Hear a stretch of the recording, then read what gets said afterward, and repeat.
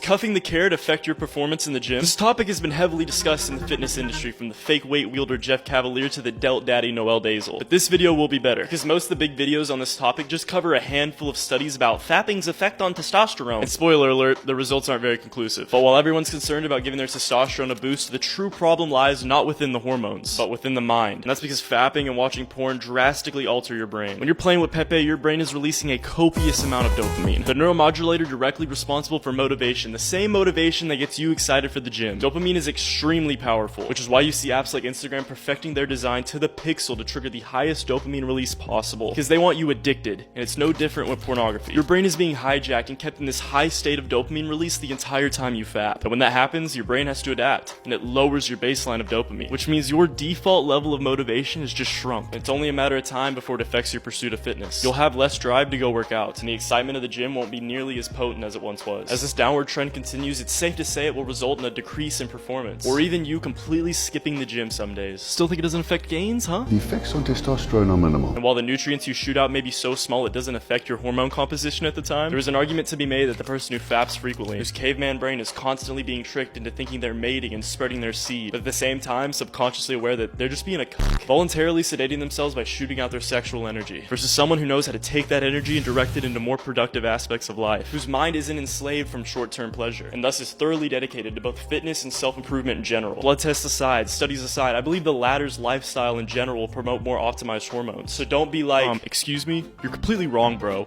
I beat off all the time and I still go to the gym. And I can't go to sleep if I jerk off. And sleep is good for recovery and gains. Plus, there's that one study, this is good for your prostate. It's not an addiction, because it's not bad for me. I know it affects some people bad, but not me. I'm different than everyone else. My brain doesn't work that way.